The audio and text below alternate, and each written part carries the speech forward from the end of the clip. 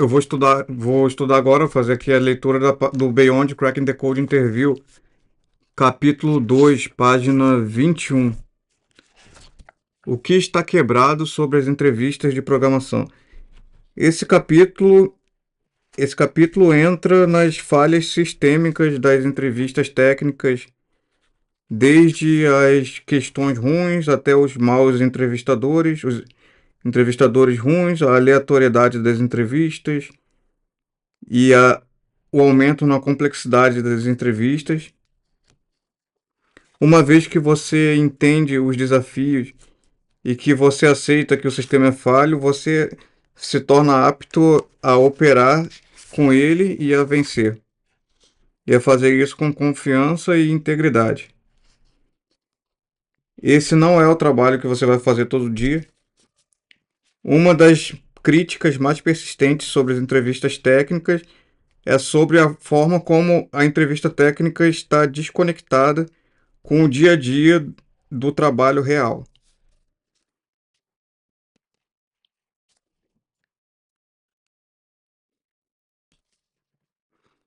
E também acontece eventualmente de engenheiros sênior terem resultados piores nas entrevistas do que os engenheiros júnior.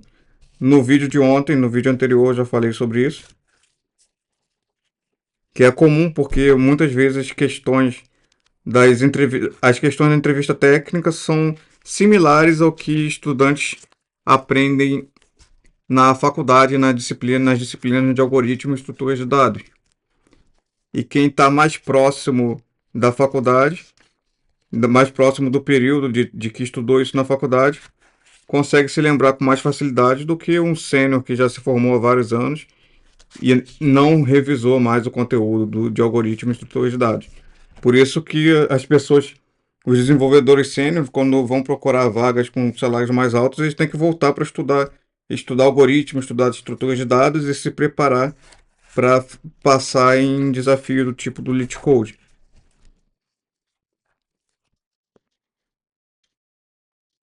Então vamos ver o desconectado do trabalho.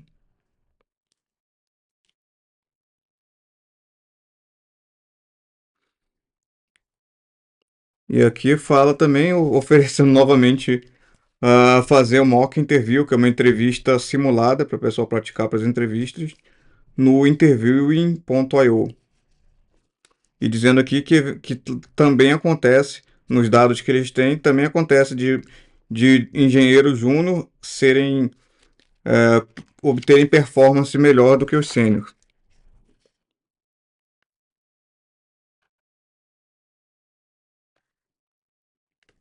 Então isso pode confundir os resultados em relação ao nível de senioridade. Aqui tem algumas estatísticas.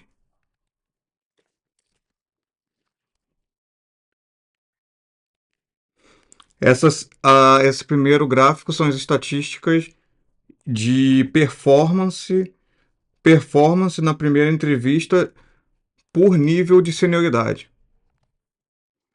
Então você vê aqui as pessoas que terminaram a faculdade há pouco tempo tendo resultados melhores do que os desenvolvedores intermediários, júnior e os desenvolvedores experientes.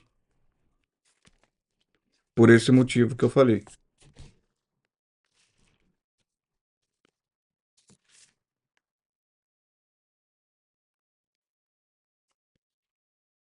Esse efeito ocorre menos em pessoas que praticam mais, até porque sabendo que os desafios são semelhantes ao que a pessoa vê na faculdade, as pessoas que já terminaram a faculdade há muito tempo voltam para revisar e para praticar como resolver esse tipo de questões. Mas os que não fazem acabam entrando, os que não fazem isso acabam entrando nessa estatística.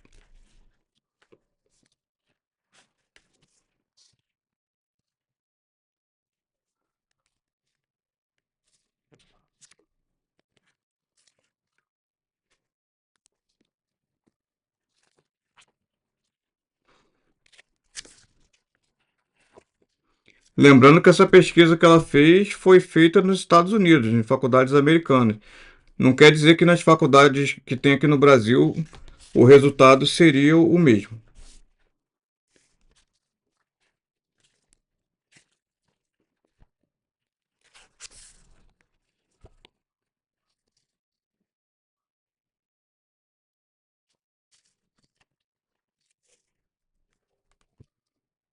Aí não sei. Não sei qual seria o resultado se uma pesquisa dessa fosse feita no Brasil.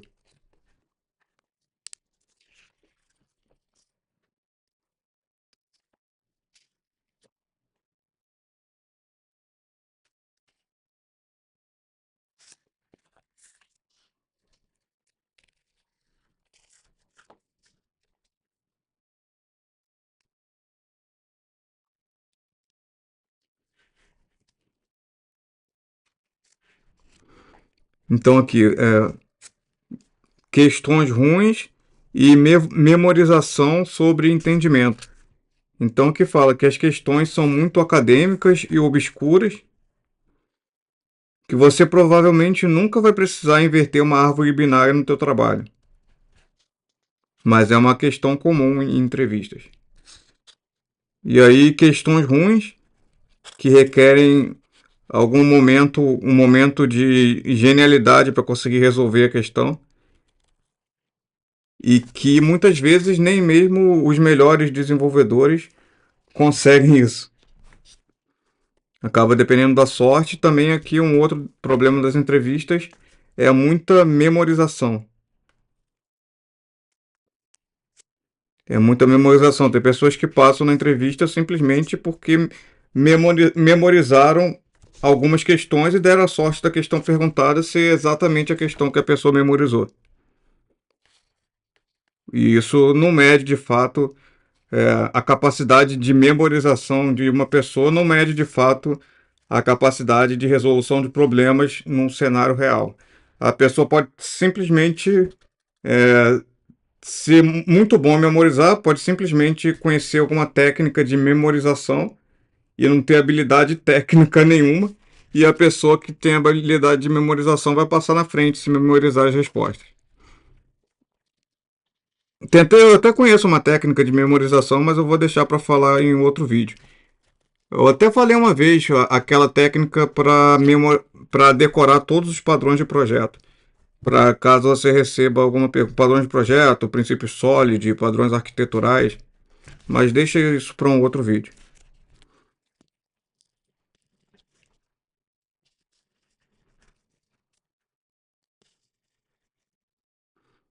É uma técnica que muitos estudantes de concurso público fazem para conseguir decorar determinados conteúdos. E é uma técnica até bem conhecida nessa área de técnicas de memorização.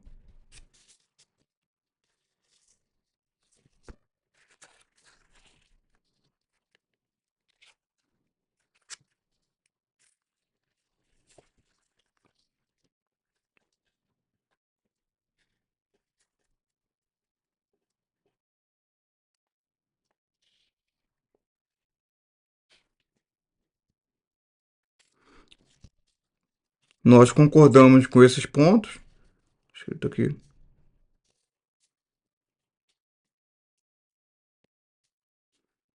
Nós concordamos com esse ponto e nós sabemos que as entrevistas técnicas são assim. E com as entrevistas feitas dessa forma, se torna mais fácil das empresas escalarem e reduzirem o tempo necessário para treinar novos entrevistadores. E as empresas e os entrevistadores não têm tempo para criar novas questões e para criar novos modelos de entrevista. Então eles preferem já continuar fazendo dessa forma. E as empresas pequenas gostam de copiar as práticas das empresas grandes. É o que eu comentei ontem também. Muitas empresas muito menores que a Google tentam copiar o processo seletivo da Google, ver como a Google faz e faz igual. E isso vem acontecendo cada vez mais. Por isso que livros que originalmente, como o Crack the Code Interview, livros que originalmente era para a pessoa passar na entrevista da Google e do Facebook, passam a ser aplicáveis para todas as empresas, porque as outras empresas basicamente estão copiando os processos seletivos da Google e da Meta.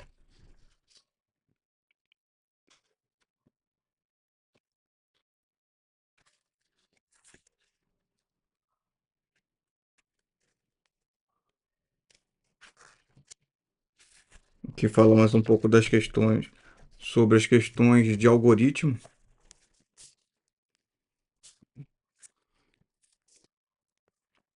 e também mostra que a familiaridade com as questões acaba tendo acaba tendo um grande impacto nos resultados, que as pessoas acabam passando com muito mais facilidade depois de já terem feito uma grande quantidade de questões, aumenta a probabilidade da pessoa ver uma questão semelhante e aí conseguir passar pela familiaridade com o tipo de desafio.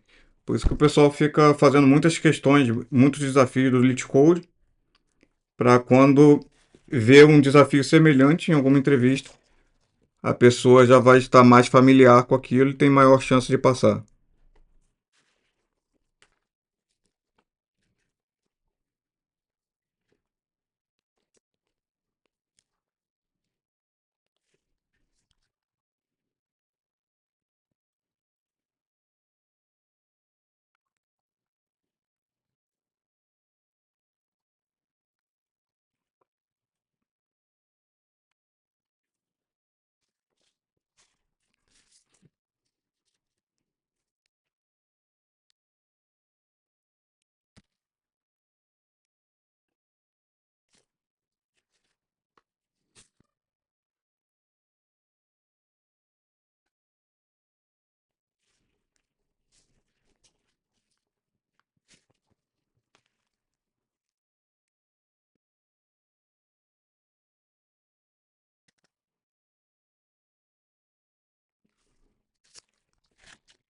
Aqui fala mais um pouco sobre essa questão da memorização,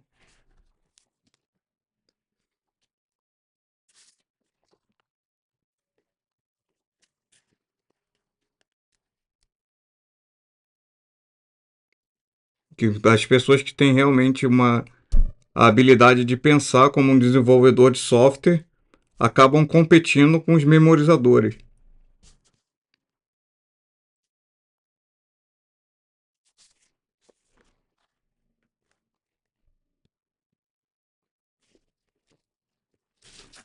E outro problema são os maus entrevistadores. Aqui fala também.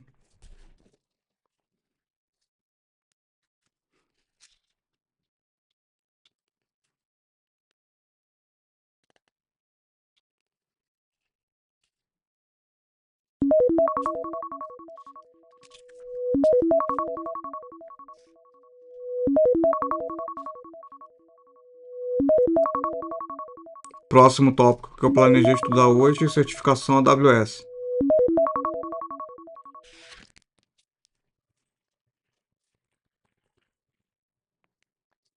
AWS Certified Developer Associate.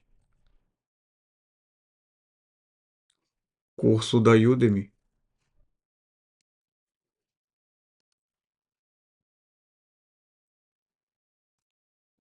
And welcome to the AWS Certified Developer Associate and welcome to the AWS Certified Developer Associate course. My name is Stefan Narek and I will be your instructor. And welcome to the AWS Certified Developer Associate course. My name is Stefan Narek and I will be your instructor. So we're starting in 5 minutes. Let's just go over some prerequisites. So we're going to prepare for the DVIC02 certification, and although it's a challenging certification, I will try to make this course as and welcome to the AWS Certified Developer Associate course. My name is Stefan Narek and I will be your instructor. So we're starting in 5 minutes. Let's just go over some prerequisites. So we're going to prepare for the DVIC02 certification, and although it's a challenging certification, I will try to make this course as interesting as possible to cover everything you need to know. And as such, we will cover over 30 AWS services. So we have a lot to learn, but don't worry, we'll go step by step.